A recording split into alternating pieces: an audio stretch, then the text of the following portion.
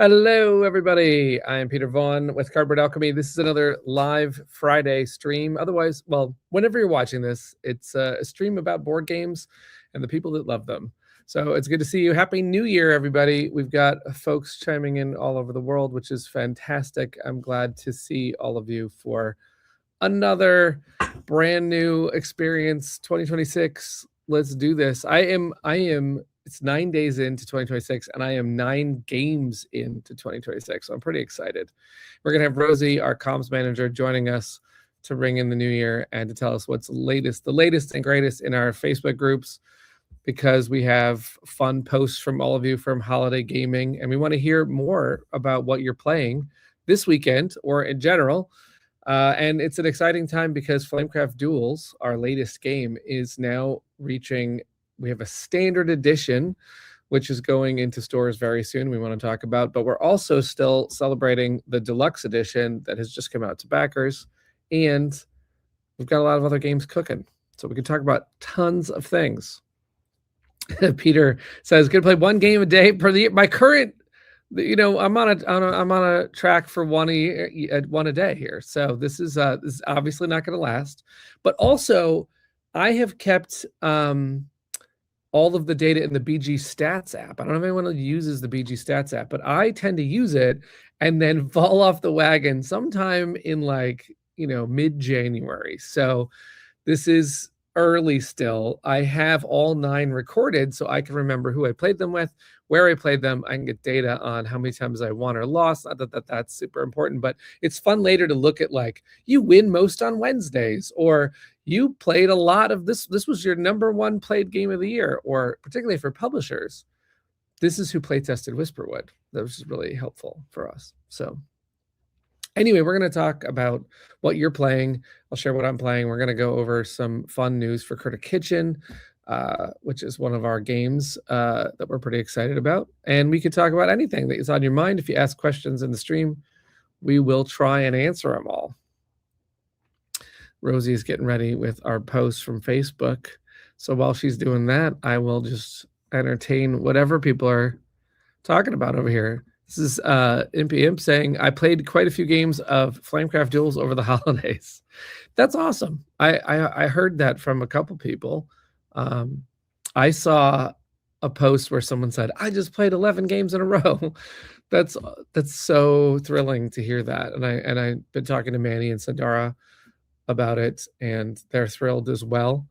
It's just filling us all up with joy to find people playing it. Happy New Year. It's nice to see you. There's people talking about skiing. Look at this. Miho's talking about it snowing for a few days now.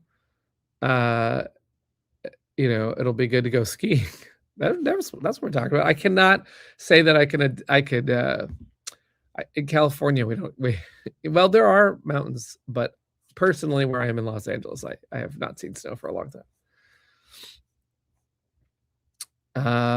We've got different rain. We've got different weather conditions. Warm raining. That's kind of that reminds me of like a Florida thing. And more games discovery. We got My Little Everdell over Christmas. So we'll try to play this weekend. That's fun. I like the My Little versions. Ooh, we also have news about Kickstarter and other crowdfunding things. Super Boss Monster 2.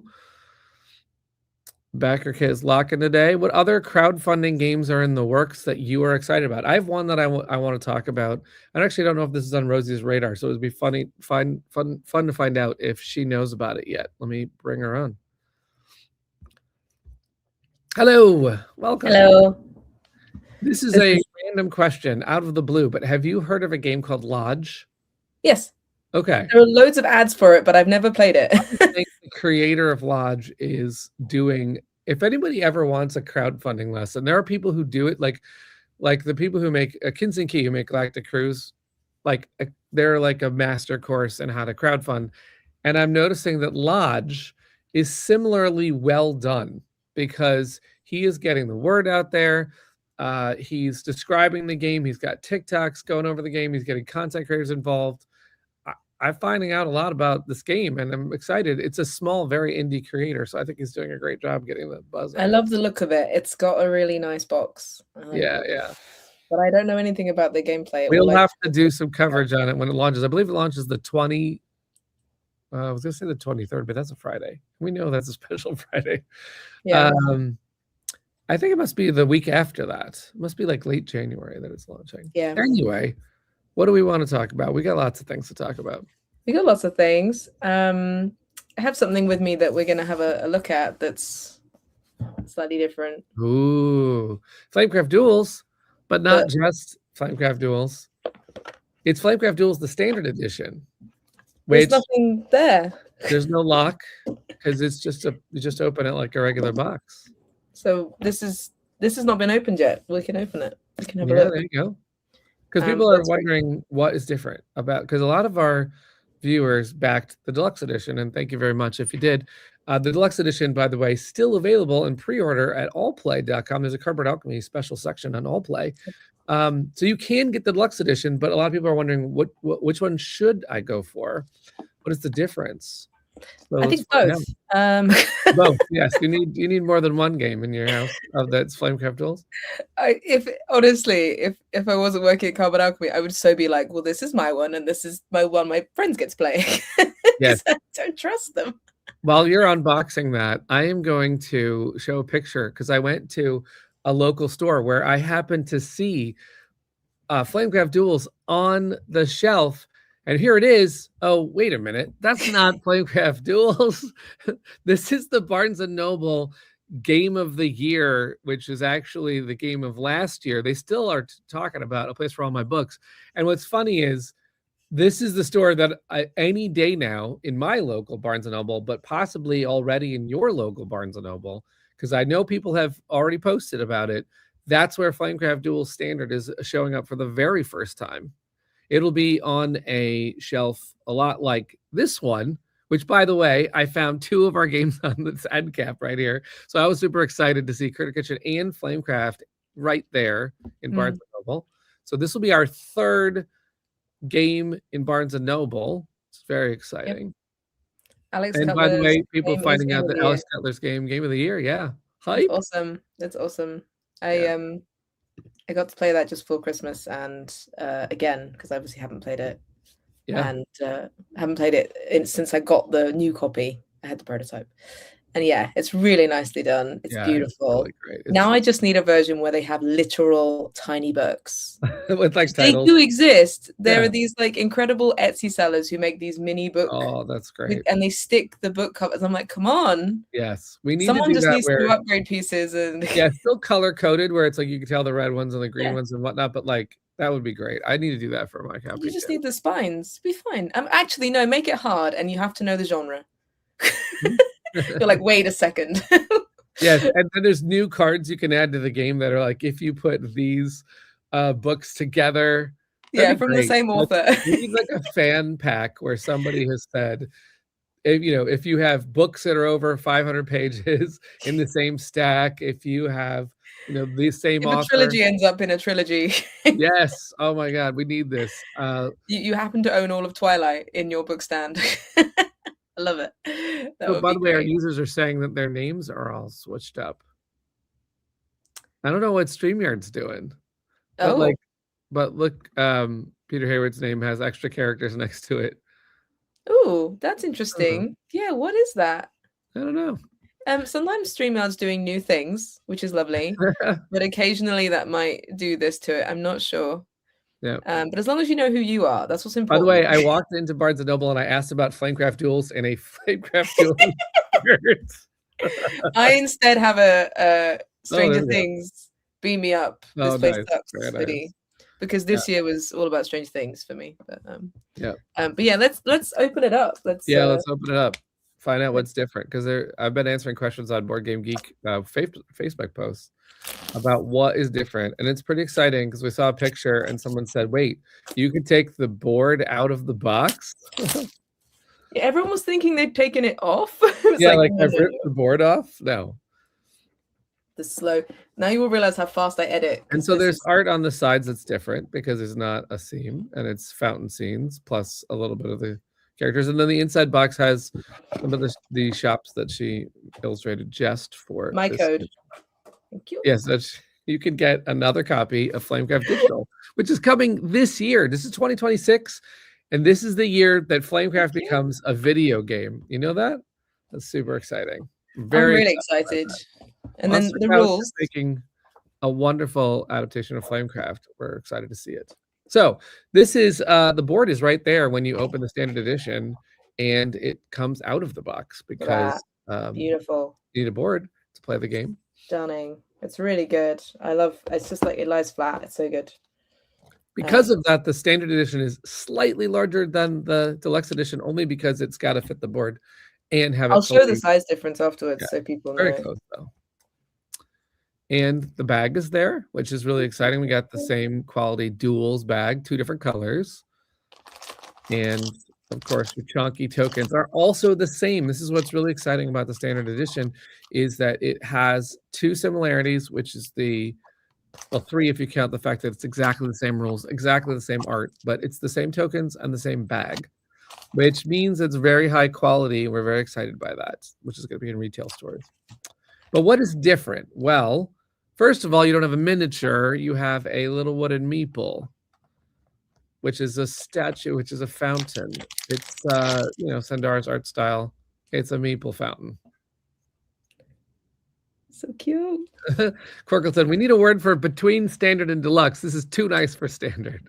It's the retail edition is what we call it when we're not calling it the standard edition to differentiate. But yes, we do need to. I did think there was going to be people who said, oh, I need the meeple. If there are enough people that need the meeple, we're going to have to make some extra meeples to put on our shop. But you don't need the meeple. You don't need the meeple because you have a mini. Also, okay, so Rosie's showing the cards. They are not plastic in the retail edition.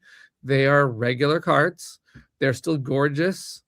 I can tell the art is still amazing. So the retail price is actually $30 versus $40 for the deluxe edition. So it is still a very close dollars. So what you're talking about is, do you want the extras? And here's another one of the things. There are cardboard, punchboard coins for the coins in the game, still with Sandara's artwork on the coins with the dragons in the fountain. Those are the duelist coins in standard, but we also have coin upgrades that we're going to be able to offer for anyone who goes, I want the standard, but I'm also going to get coins. Although, ironically, that'll probably put you at the same price as the deluxe. So I think you should maybe splurge if you're still liking the other things, which includes plastic cards, and there are no wooden holders in the standard edition. The wooden holders are unique to the deluxe edition.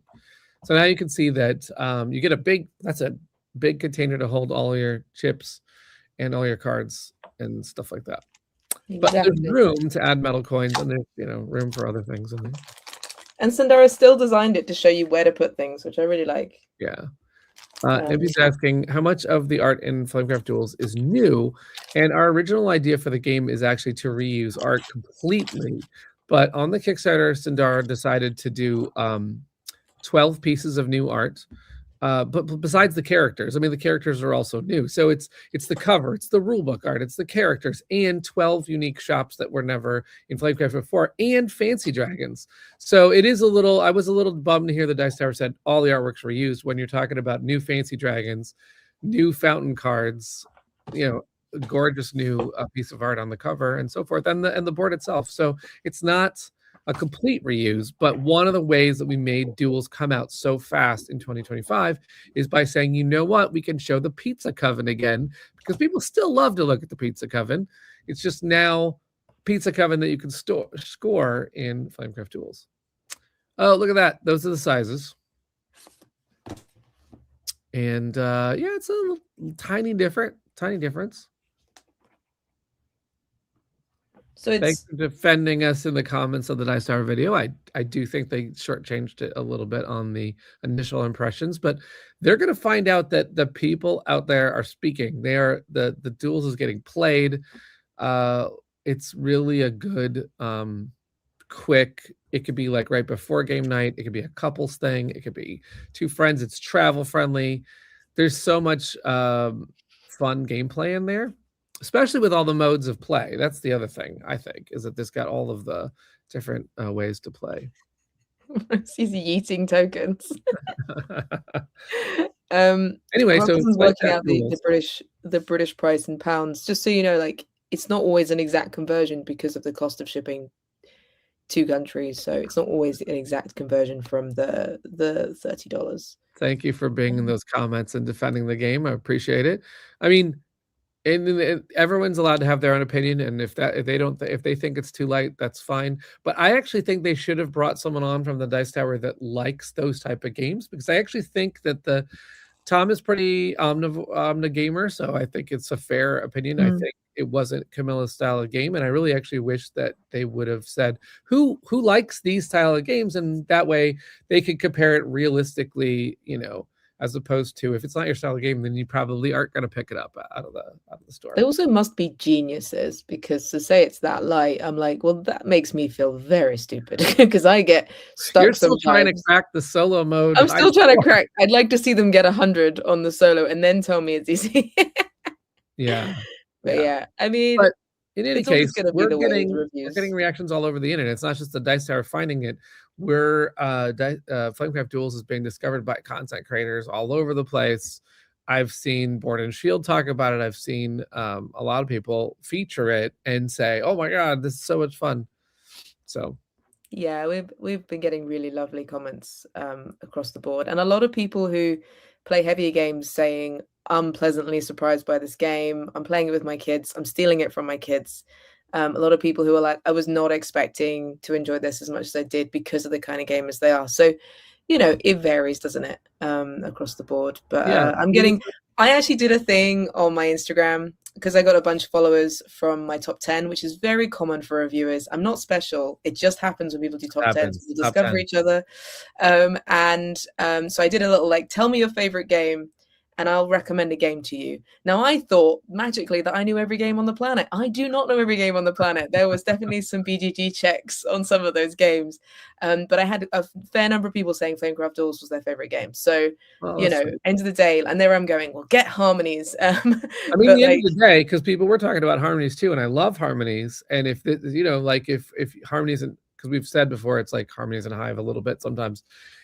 I just wanted to go to the right people. If people are like, oh, I would rather have, because we see all sorts of comparisons about Flamecraft and Critter Kitchen, or Critter Kitchen and Tea Witches, which is not a Cardboard Alchemy game, but it is a game with Sandara and Manny. So we'll see all those comparisons, and it's like, I just hope people get to the game that's right for them, because there is a game for everybody. Sometimes all of Sandara's games are for everybody, because that's clearly true.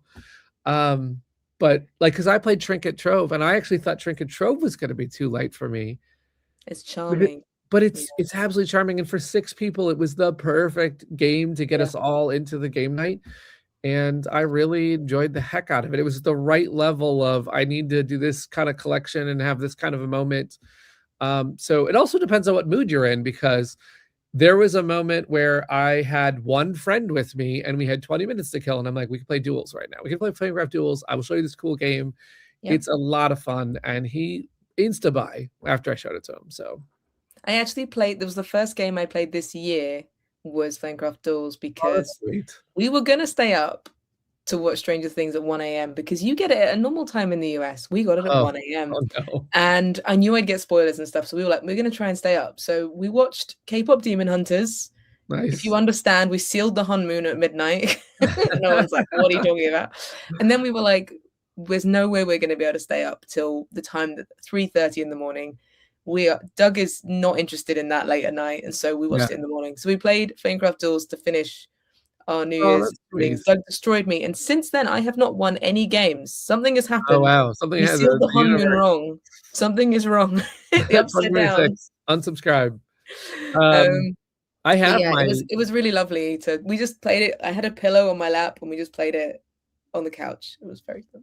I have the games that I played, because I played games. The 9 games I'm talking about playing in 2026 do not include the 5 games I played on New Year's Eve, which were the games I ended 2025 with. And there is a very big surprise for me in the game that I ended with and the game that I started with, because they are not my style of games, but I cannot believe how I started and ended.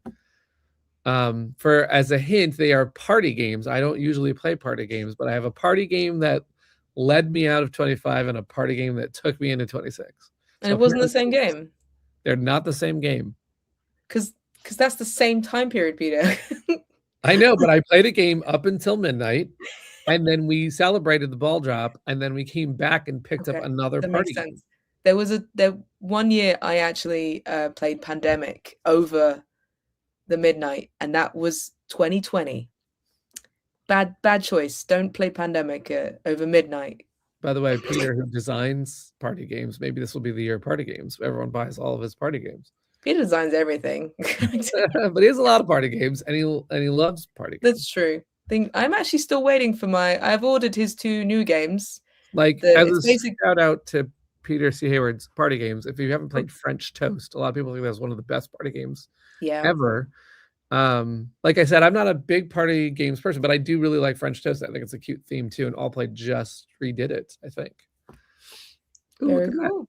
Speaking of Peter's games, Things and Rings will soon be in French. That is probably my favorite party game from Peter C. Hayward, and I tried to get everyone to play that on New Year's Eve. Actually, no, we did play it on New Year's Eve. I'm like, no, wait a minute. I remember giving very, very bad clues as the knower.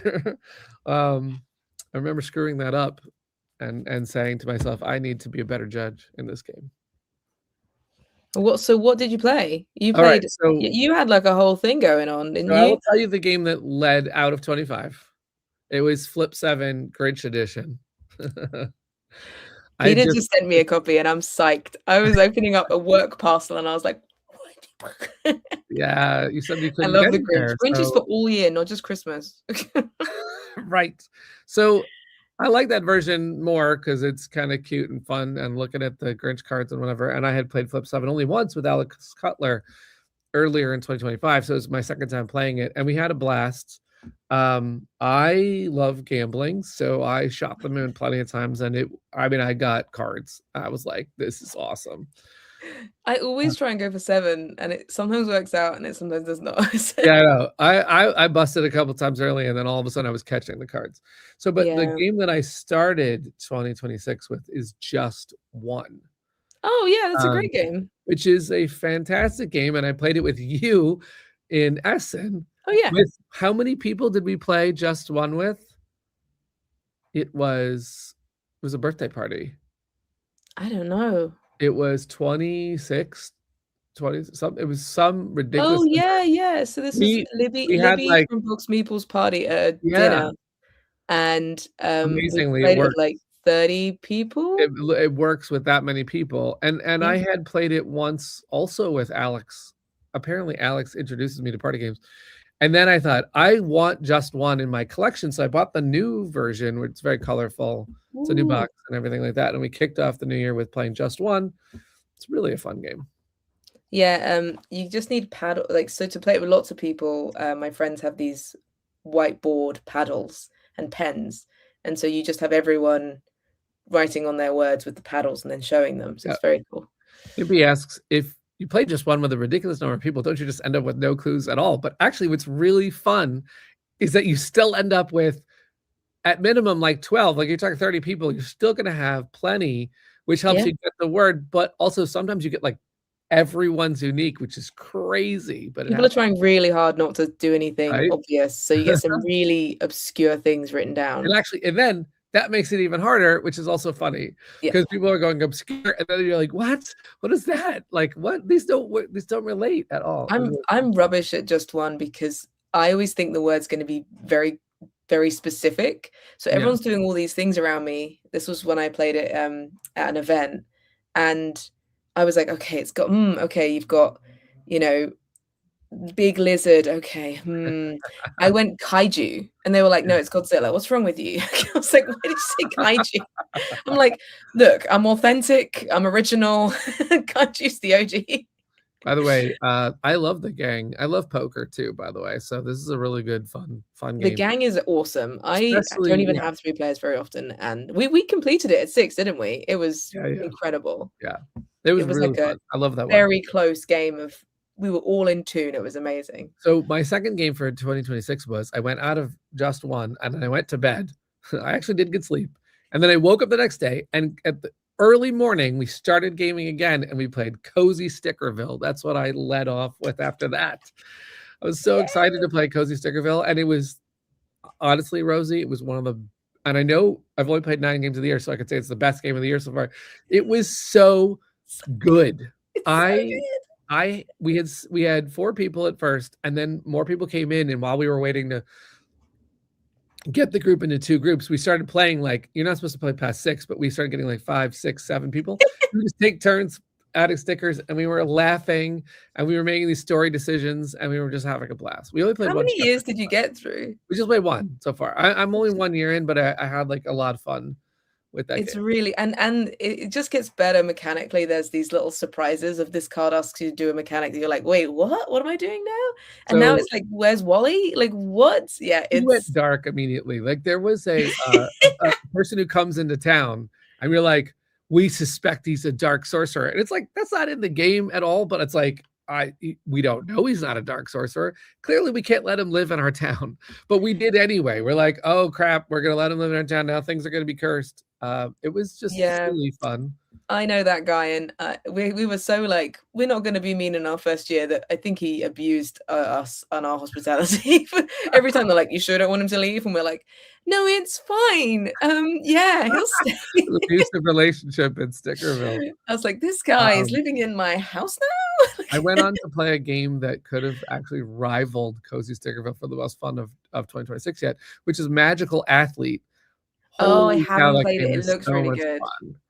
It's like roll and move with the silliest rules and characters ever. There's a giant banana. When the giant, everyone gets 3 racers, each with a power, and then you play 3 laps, and each time you pick one of your racers to be your power for the turn. And one of the powers is like, as the banana passes people, they slip. Another one is swap positions with someone else. We had one called the Big Baby. The Big Baby takes up an entire space, and nobody else can get in that space. And then if you trip over the Big Baby, this is all stuff happening. It was hilarious. I was gonna check it out, but I just featured Hot Streak, and I was like, well, they're both by CMYK. I know, that's why I said, look, I've just done Hot Streak. I can't do 2 party racing games. I want to know the same thing, Peter. How did they do this? They're 2 racing games, and they're both awesome. Like, awesome. CMYK are always pushing the boundaries, I think, with what they do. Like, they don't have to make a game that has a rollout mat and toys in it. I know. For grown-ups. Like, I just feel like he goes, why not? Like, this is and then I bump into him at shows, and he'll be like pulling these huge games out of his bag. Look at this. Like, he's super excited about everything, and I love that. So I like CMYK a lot. I played other games, but I think notably out of all the rest of them, I would say Jizogi Anime Studio Tycoon was really interesting. It's an anime studio, and they got a bunch of artists who are anime artists to do the art. In fact, there's movie posters, and they're all done by different artists. And you're in a studio, and you get writers, and you've got animators, and you've got directors and producers, and you're trying to make anime films.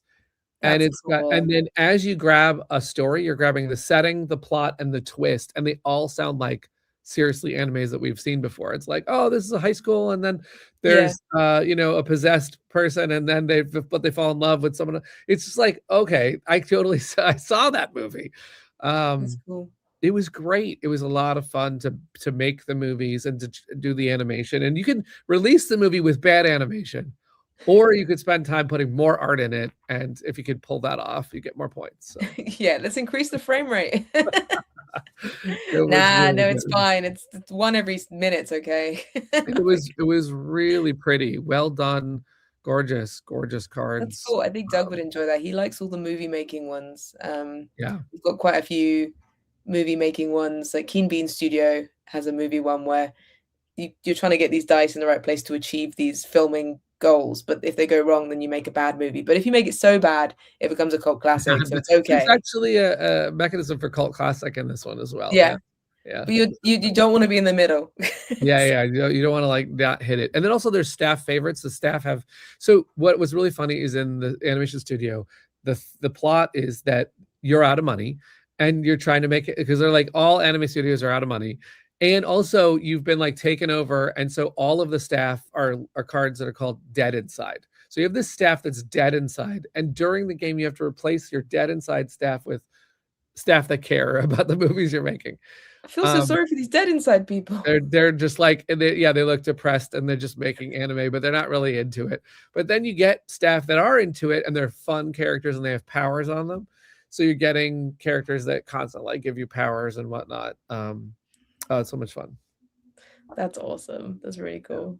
I played a new Oink game called Pick and Packers. Oh, I've heard that's really good, actually. People were talking about that at PAX. You have to, like, 2 people, this is someone else, lift up an item or lift up a little drone and go place it, pick up a box and then take it somewhere else. I played with my parents and my mum just got the giggles every time and just couldn't do it.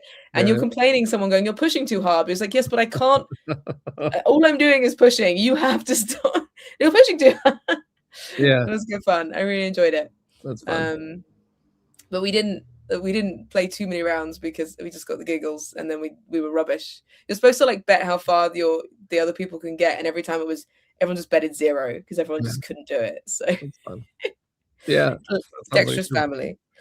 But that was fun. I'm impressed by Oink Games being able to cram all that stuff in a box every time. I don't think you can get it back in afterwards. We were like, this has got some serious box lift. yeah, that does happen. Yeah. But yeah, no, they are very good at designing lots of different games to fit in the same box. So yeah. Other than that, it was a lot of railroad tiles. Trying to get through. Oh, I want to play that game. It's really lovely. I really like it. Some of the expansions. Too many games, too little time. Even if I go one a day, I won't even touch. You know that there's, like, what is it, 7,000 games released a year? It was 5,000 last time I checked. That's worrying. It's a lot. It's thousands. So if I was to play a game every day and not play anything old, I wouldn't even scratch the surface of what's being released. Well, I'm curious how many games are made that you'd want to play of those 7,000. Well, yeah. Because how many of them are kids games, like for really, really young kids? Sure, I didn't think. How many of them are IP reprints of Cluedo? Okay. So I'm curious exactly, like, how many of those 7,000 would be of interest. But it certainly is a lot. Every time someone goes, "Oh, you work in board games? Are there really that many board games?" And I tell them the number and they go, "Where?" And I'm like, "I know." Like, where are these games? Like, I know. But yeah. So, by the way, I'm looking at wait, hold on. We gotta go back to this. Oink's localization of Andromeda's Edge was impressive. What? But are you talking about the French edition of Andromeda's Edge? Because there is a French edition. I don't know why Lucky Duck wouldn't have it on their website. There is a French division of Lucky Duck. Now, for everyone who doesn't know, it's 2026 and Cardboard Alchemy is now taking over Andromeda's Edge. We are the publisher in all countries. Well, we're working with partners in all countries. As before, we used to send it to Lucky Duck, who would work with all countries. So we can find out what's going on with the French edition, but I do believe they have translated it. It's news to me if they don't have it right now. Maybe it's out of stock or something like that. Peter's messing with you, by the way. Like, Peter C. Hayward is messing with you. I know. He's saying that Andromeda's Edge fits into an Oink box. It does not. It does not. Well, maybe we'll make a mini. You know what? Now it makes me want to do a challenge where I make like a mini Andromeda's Edge. I fit it in an Oink box and see what the heck that would be like. Tiny, epic Andromeda's Edge. Yeah. They did an ultra tiny epic kingdom, which is an even smaller. It comes in a pack of cards style box, so it can be done. But yeah, that's very cool. All right, what else do we have going on from so actually we do have something that people may have not spotted on the Dice Towers new campaign. Oh yes, which we should talk about, which is exciting. Have a promo. Let's actually stream their page for a second. Yeah, how do I do that? There's a thing at the bottom and it just says share screen, the big plus screen at the bottom. Share screen. Well, let's get the screen ready. Otherwise, they're just going to see a mirrored image of us forever. Game found. Dice Tower 2026. This is their pledge drive of 2026. Let's take a look. Okay, I've got it open, and now let's go share screen. Okay. Oh, it's not letting me do it. Why is it doing that to me? 1 second. No worries. People are having going in a feedback loop of my own computer saying silly computer. Okay, let's go. Thank you, Seasonal. We did have a good New Year's.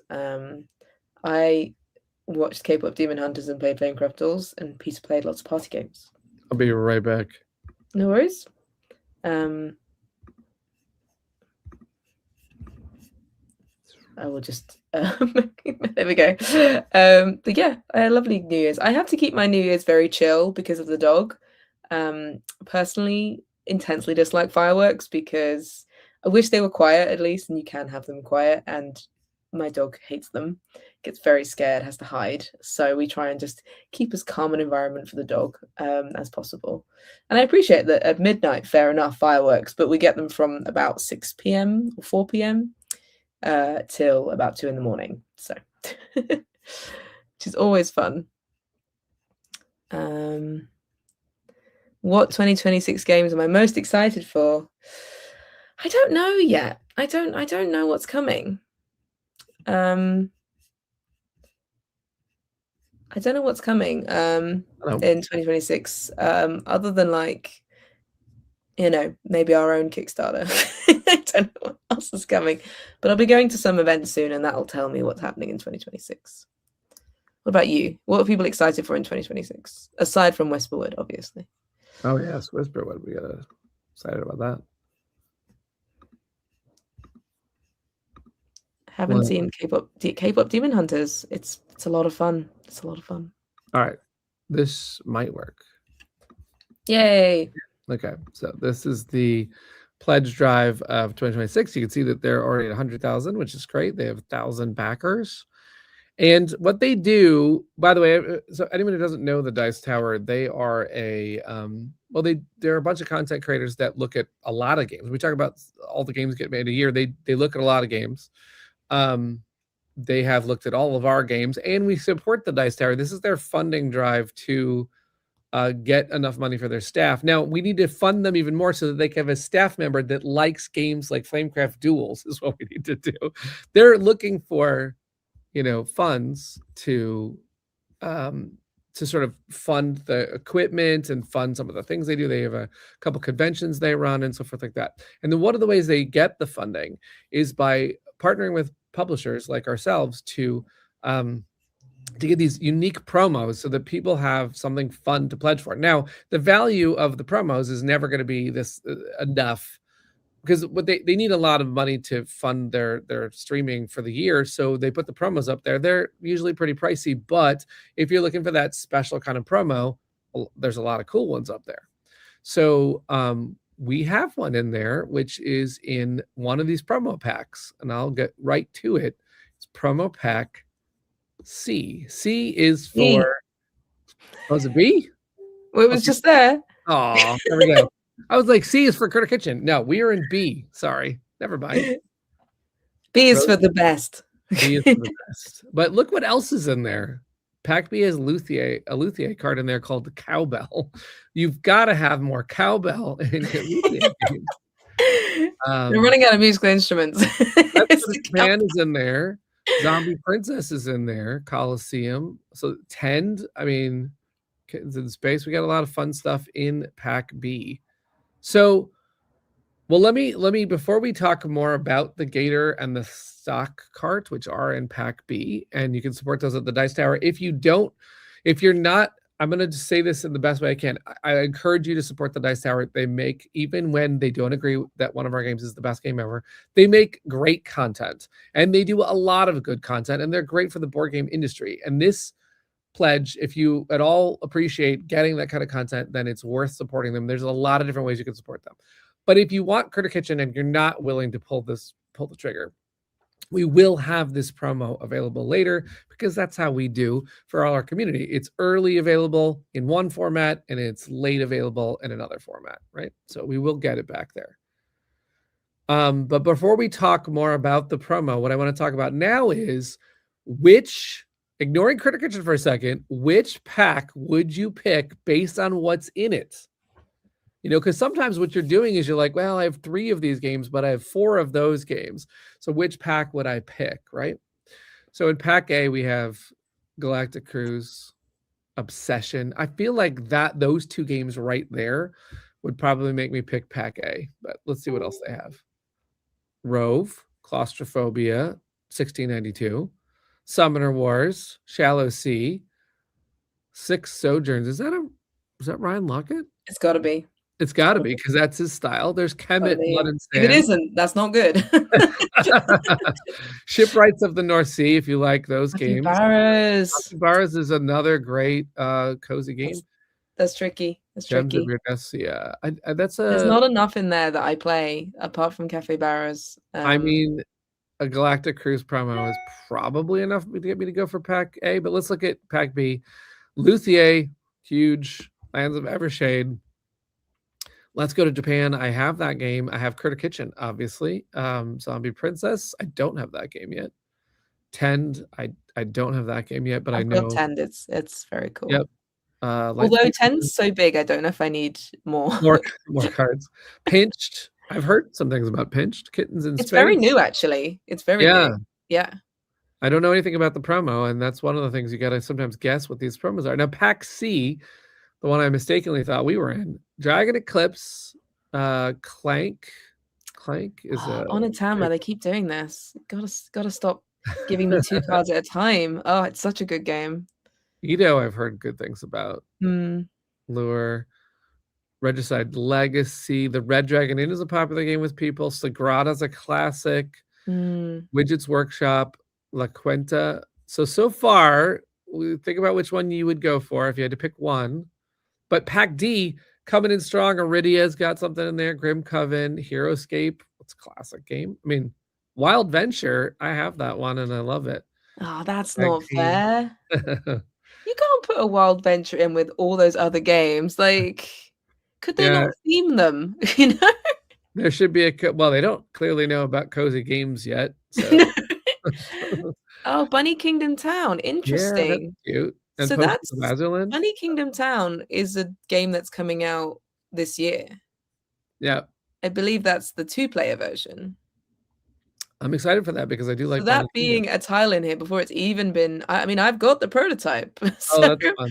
Wow, like, they're on top of it. Then let's get. They're very on top of it. Yeah. We're kind of on top of it too, even though we have a game that's already out. That's really. That's so. Wild Venture is the only one in that I would. Now there are people who what they do is they pick the one that they have the most, and then they do trades on BGG. There's like, hey, did you not want the Wild Venture card? Because I've got this other card that I need from yours and stuff like that. So there's a way to do it. I think I would wait for Wild Venture to do an expansion, and they'd be like, add that in, please. But if you want to get a Critter Kitchen card and you're wanting to support the Dice Tower, Pack B is the way to go. I think B is the best one just for me, just based on the other games that are in there. Yep. Yeah, it's a good one. What did the chat say? What's the chat? The chat said I go for C for D. I go for C for D. I go B. I want Pack E with Galactic Cruise. Oh yeah, where you just pick. See, now that is one of the things that they're going to get comments over and over and over. This happens on every crowdfunding. You get comments like, "Hey, could you do this instead?" And I know what they get is, "Could I pick my own?" But that is a pick and pack nightmare. So of course they don't do that, and of course they're trying to also just raise money.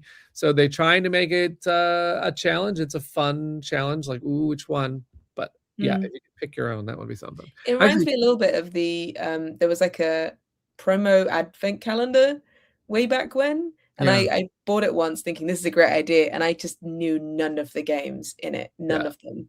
I owned none of the 25 games. I was like, and I still own some of those packs because I just couldn't get rid of them. So it's very tricky for me. Between A and B. Now, if you like when you can mix and match, actually, there's another content creator, Tantrum House, which hosts you pick the ones you want.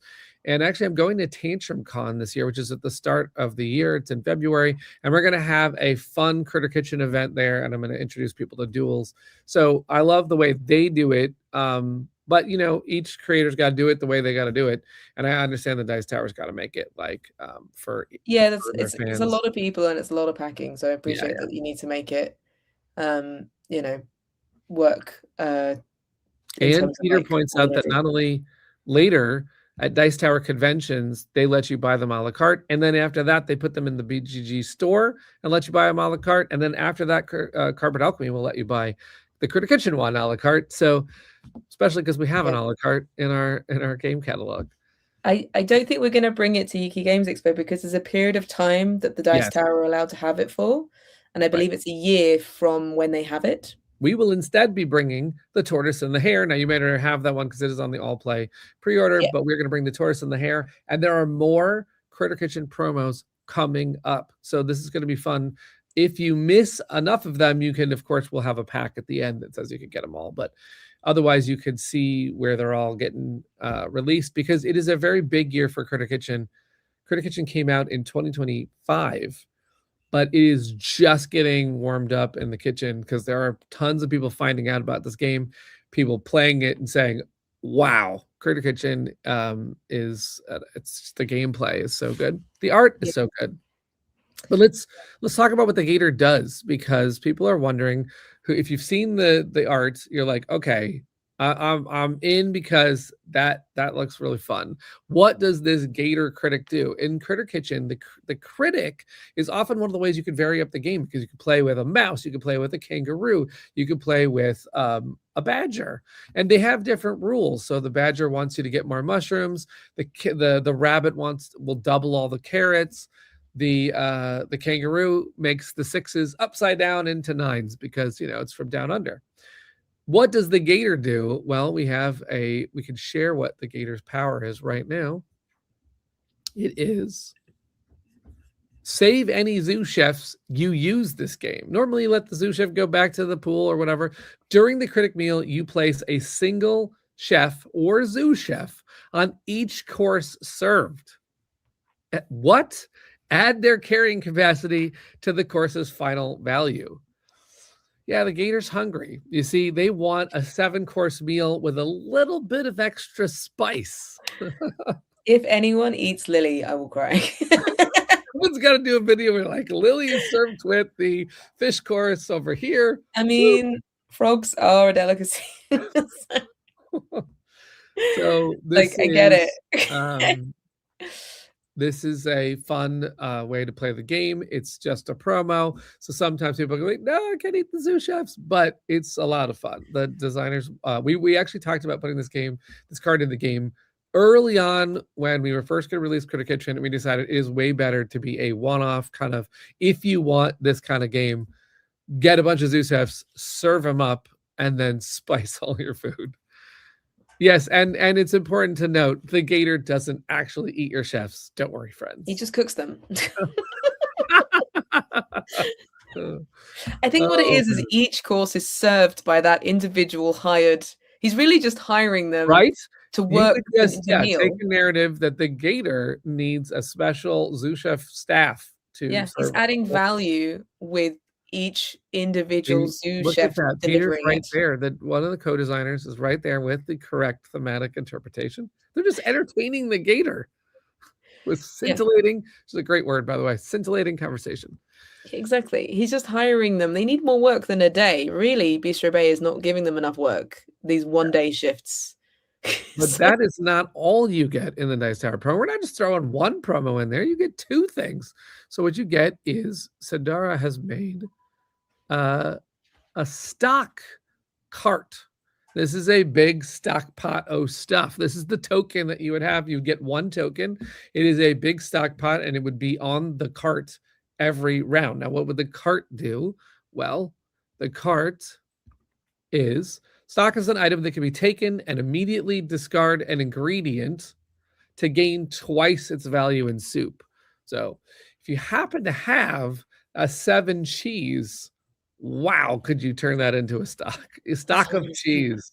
You could get a whole bunch of soup. So it's a one-off item that you could go grab, and it's going to give you this power to convert a lot of soup. That's very nice. That's very nice. Time it right. Yeah. Yeah, exactly. So those are the 2 things that are in that promo pack if you're interested. Yeah, it's very cool.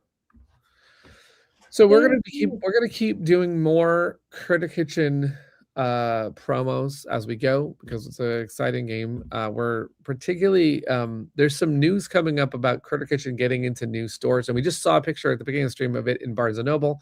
We're gonna have more announcements as those happen, but as more and more retailers find out about it, Amazon and so forth are all finding out about it. It's in friendly local game stores. The expansion is still getting discovered by people because a lot of people have played the game but don't realize how deep the expansion goes. A la carte gives you 18 different carts plus 24 additional zoo chefs plus just so like new player colors. You can play up to 7, so there's a lot of fun things to discover.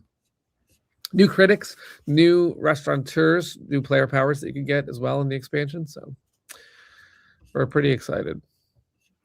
Feel free to get your questions in. Yes, if there's anything you want to ask us, but while we do that, thank you for saying that.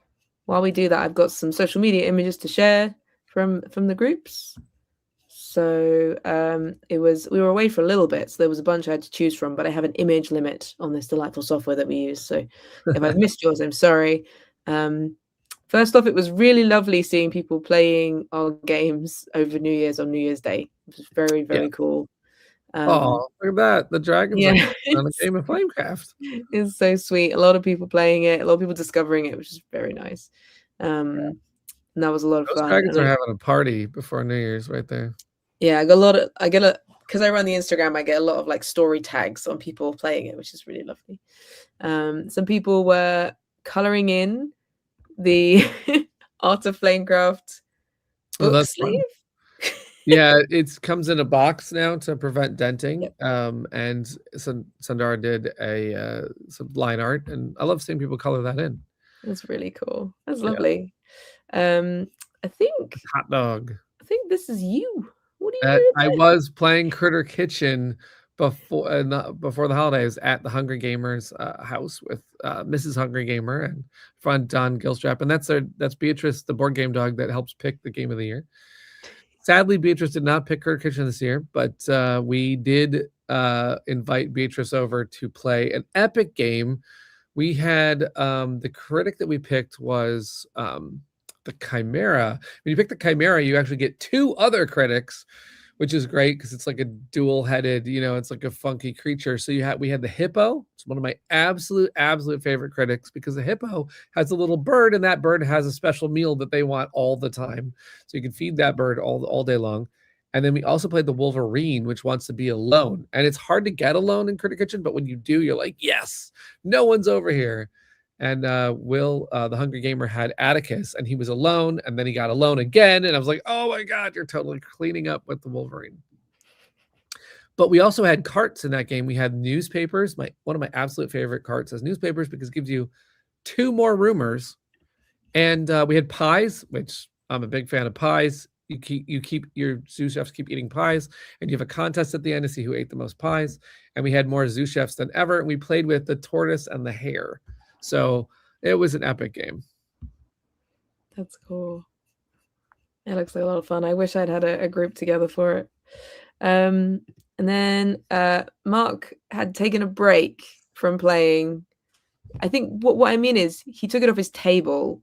Mark put it on his table continuously, but he did say it was his last game of 2025. He had to play it. So his final game of 2025 he played in Andromeda's Edge, which is awesome. Andromeda's Edge, Mark has a little bit of a cheating copy because he has Genesis. We gave him an early copy of Genesis to look at the solo, and he's got so many games of Genesis in right now. And we're working on making Genesis for anyone who backed it. We also have a late pledge open, but we're making another expansion to Andromeda's Edge.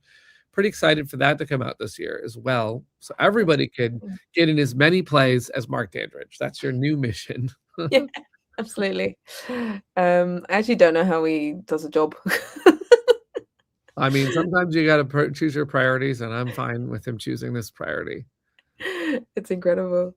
Yeah. I think that's all the pictures I could put in with everything we had. But thank you for everyone for all your images playing Flamecraft Duels, Flamecraft. Love to see all of our games over the holidays.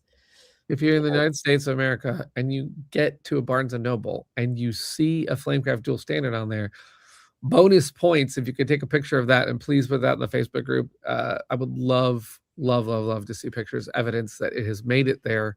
So I don't have one yet, personally seeing it on the shelf, but I'm excited because it's in, I don't know if it's in every Barnes & Noble, but I think it is. I think, though, it's their whole catalog that I think is getting Flamecraft Duels. I wish I could go to a Barnes & Noble. Someday. Hey, you know what? When you visit the United States for GAMA, you could go to a Barnes & Noble, right? Make that a mission. Yeah, that's true. That's true. There you go. I did get a Kindle this year, so I'm trying to read more. So I've got to go to a bookstore. I actually am also trying to get Flamecraft Duels into all of the board game cafes in London, so that if anyone visits London, nice. You can play Flamecraft Duels. So so far, one cafe has it, the Ludicrous. But I'm working on it. So hopefully give me a month, and all of the ones that I can get to that aren't on the outskirts of the top of London, I can't get to other than that. So you can all go play it in London. Nice. I gotta do that for. There's a little tavern in Burbank where I am, and I came up with a game in 2013 called What the Food, and I gave it to this tavern. And since then, I have gone down a rabbit hole in the board game industry, and I've made a lot more games. I've worked on dozens and dozens of games, and I've never given another game to the tavern. So they have this little small collection, and they have What the Food in there. I should go back and say, you know what? Flamecraft Duels would be another good game to add to the tavern, especially because it has some things that are resistant to a slosh of beer. Some things, not all the things. Yeah, I'm definitely going to keep an eye out. But the cards could get on the table, and the tokens would be okay. But you know. Yep, that's Dolby. Someone at the door, probably. What games did your dog play for the new year so far? Well, clearly he destroyed me at Flamecraft Duels because everyone can. I don't know. I think he just hid in a blanket fort, sadly. But we did get some pictures of him like watching like films and stuff, and he loves Christmas because he just gets to like open. He literally can open presents. He can actually open them. So nice. He loves doing that and being warm and surrounded by people. So he loves the holidays.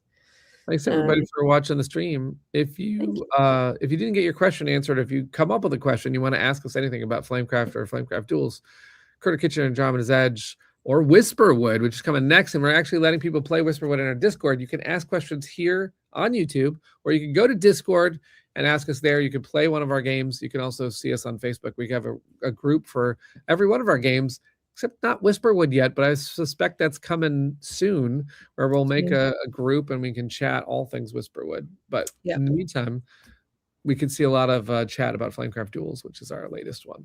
There was a couple of questions. Oh, yes. Oh, do we have questions? Great.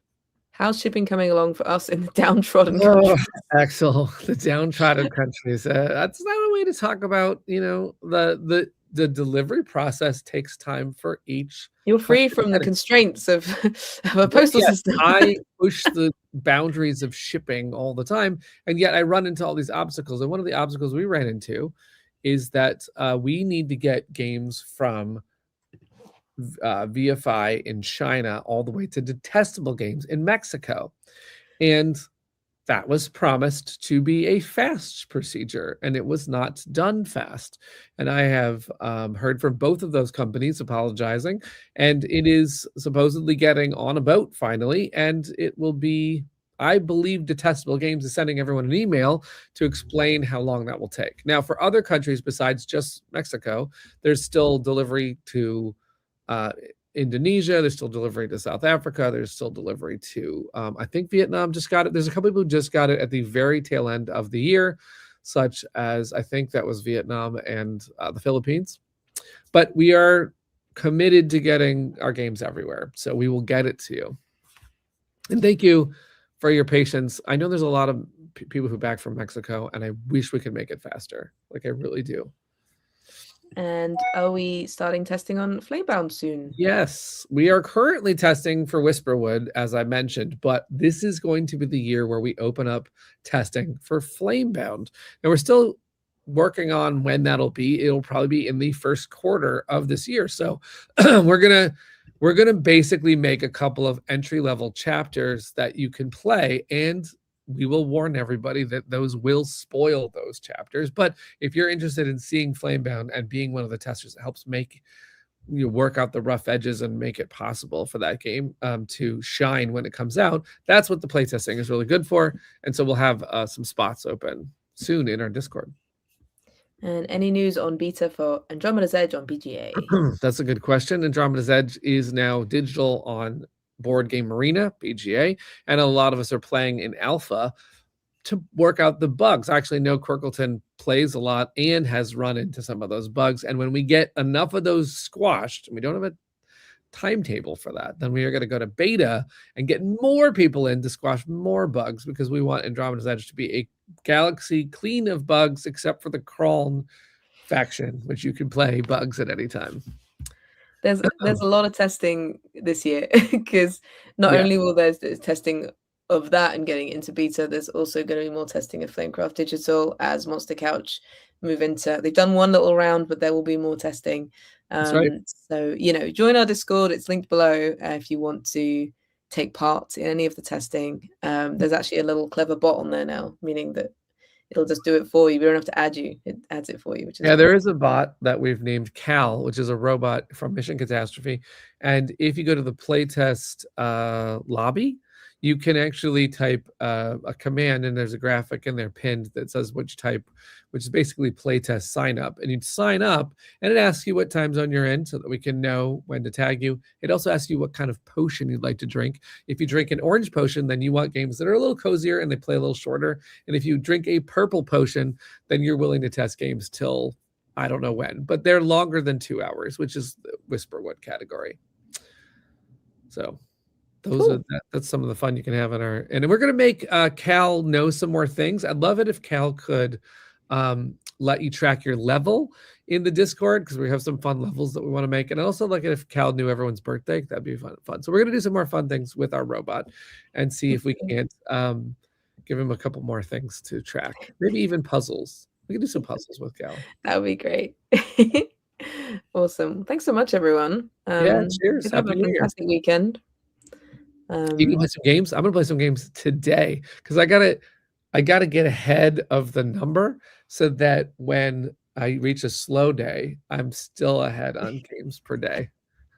I'm gonna go watch The Traitors because it's freaking hilarious. Nice. In the UK right now, there's a lot of drama. I'm enjoying it. Did you this is a random topic, because I know you watched the latest, the Knives Out, the third one, right? Okay, so I had this funny moment. It was the day after Christmas, and I was showing my family Knives Out, the first one, and then they were like so addicted that they were like, is there anything else we can watch like this? And I go, well, there's actually a second one. So we watched the second one, and they were like, oh my God, this is great. And I go, there's supposedly a third one, and I don't know when it's coming out. And then it was like, Netflix was like, it's here. If you want to watch it, it's here. And I was like, oh, I got a new Knives Out that I got to watch. What was your question? Have I seen it? They're weirder and weirder. So my question is, did you like the third one as much as the other ones, or do you have a ranking of them? Yeah, it goes 1, 3, 2. Okay, that's what my ranking would be. Because 1 is incredible. 1 is unbelievable. 2, it's just not on theme. And I know why. They had to film it during lockdown. It had to be lockdown theme. Oh, gotcha. And I don't think he ever would have intended for it to be set outside on an island kind of thing. But he did what he could do. So yeah, but I really enjoyed the third one. It was long. I actually saw it with the actors, so it was very cool. Like Daniel Craig's like, "Hi, let's just watch the movie." That's how that went. Yeah, it was very cool. And I don't know if you've seen, but they've done like a Muppet version, not like very long, a little skit of Benoit Blanc. And Daniel Craig saw it and said, the only thing that I'm mad about is that I wasn't part of this. Like, I'm so annoyed. Because I mean, seriously, they have to have him with the Muppet. He's like, I wish I'd been there. It's like, but yeah, I love murder mysteries. Yeah.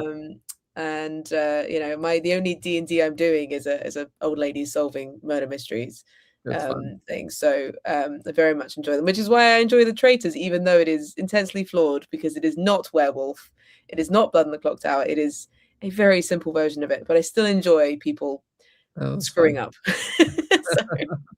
Well, have a good time, and everybody enjoy your weekend and game on. Thank you. Bye, everyone. Cheers.